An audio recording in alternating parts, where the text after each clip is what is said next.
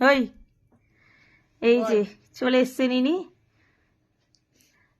শ্বশুর বাড়ি থেকে ফিরেই চলে এসছে আমার সঙ্গে দেখা করতে। কাল রাত্রে এসছিস তাই তো?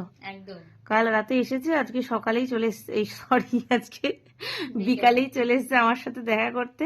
এক্সাইটেড ও ভীষণ আমার সঙ্গে দেখা করবে। আর তুই? আমি দৌড়ে দৌড়ে দৌড়ে দৌড়ে চলে এসেছি।